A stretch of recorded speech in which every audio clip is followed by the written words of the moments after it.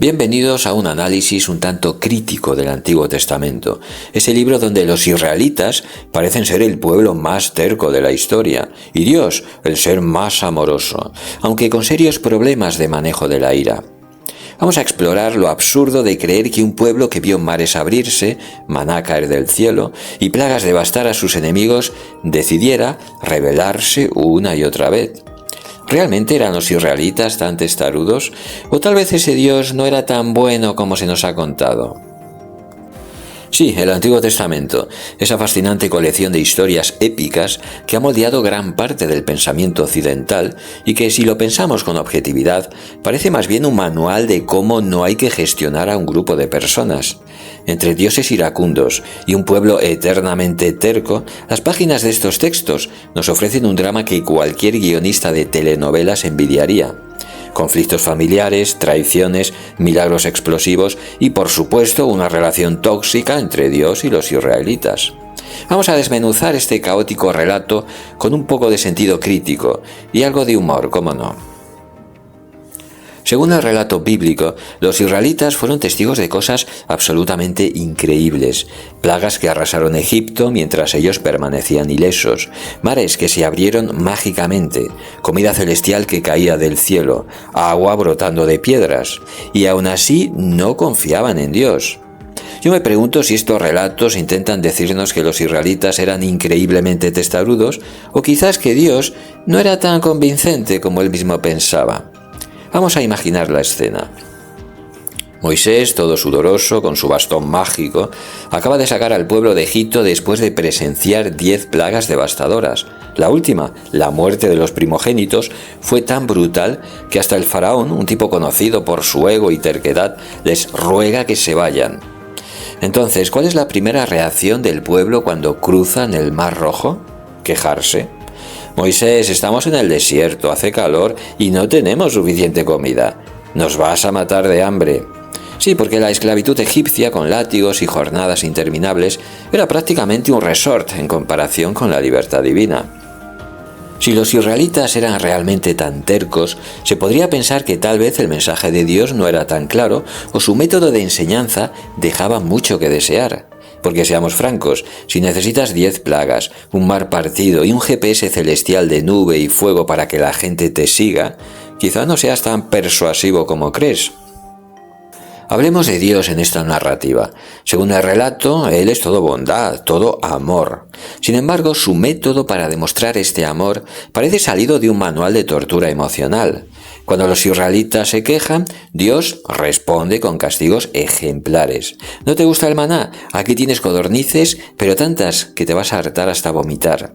¿Te quejas del agua? Bueno, pues ahora no tendrás ni una gota hasta que Moisés golpee una roca. ¿Dudas de mi plan? Pues aquí tienes serpientes venenosas como recordatorio de quién manda aquí. Así que somos nosotros los tercos, no el Dios que exige adoración 24/7, sumamente exigente, y que al mínimo error quiere borrarnos del mapa. Perdona si no estamos de acuerdo con el plan perfecto de alguien que parece disfrutar de un buen castigo colectivo. Pero el momento cumbre es cuando, después de entregar los 10 mandamientos en el monte Sinaí, Moisés regresa y encuentra al pueblo adorando a un becerro de oro. ¿Qué es lo que hace Dios? Bueno, pues ya sabemos, ¿no? En su línea de amor y paciencia, quiere exterminarlos a todos. Sí, exterminarlos. Moisés, como el diplomático que es, hace así como de terapeuta celestial y calma a Dios diciéndole: Señor, ¿de verdad quieres que los egipcios digan que sacaste a tu pueblo solo para matarlos en el desierto? Eso no va a quedar muy bien en los anales de la historia.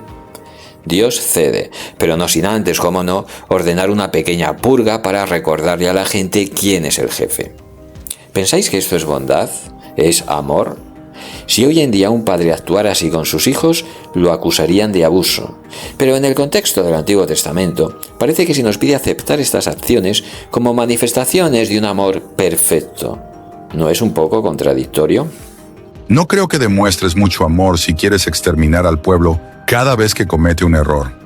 No sé, quizá un poco menos de plagas y un poco más de paciencia.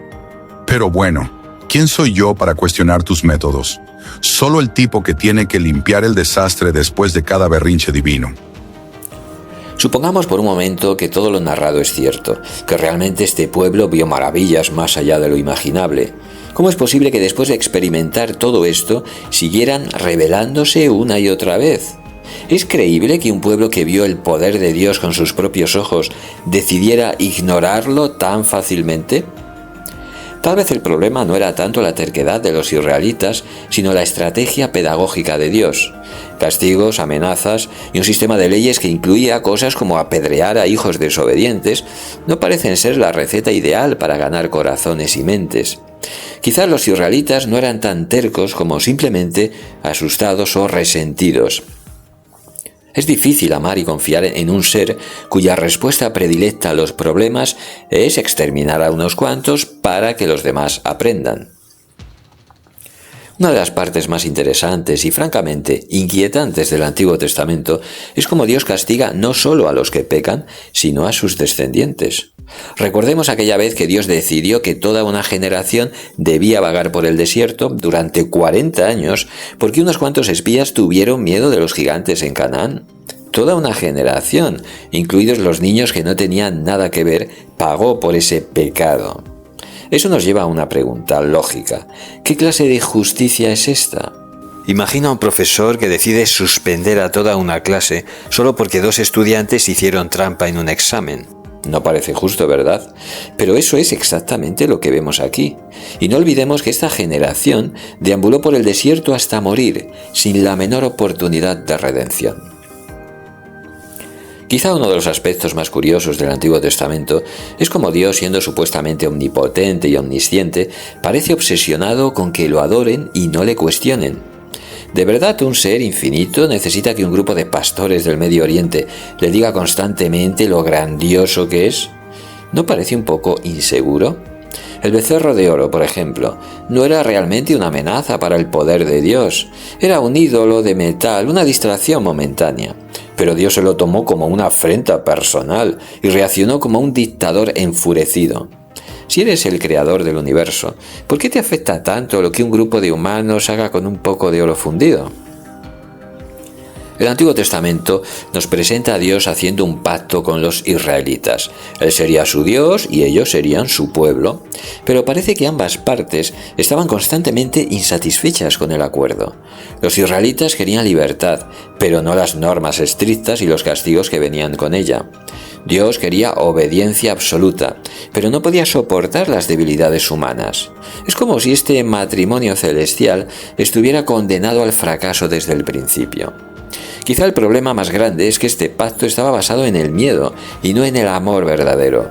Dios no buscaba una relación de confianza mutua, sino de obediencia ciega, y cuando no la conseguía, respondía con furia.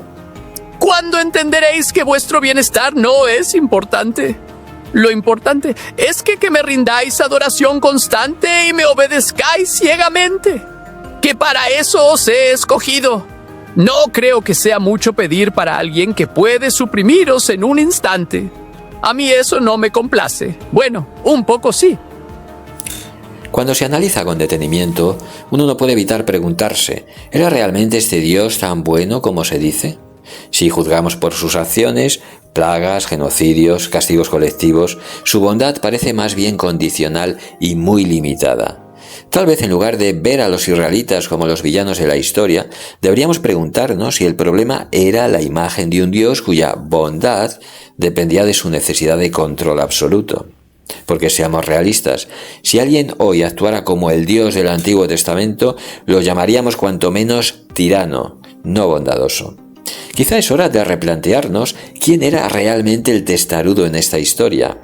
¿El pueblo que intentaba sobrevivir o el Dios que exigía sumisión absoluta mientras les enviaba pruebas imposibles de superar? Hasta aquí el espacio de hoy. Espero que haya sido interesante. Si es así, quizá puedas considerar suscribirte, darle like y compartir. Nos veremos en el siguiente. Hasta pronto.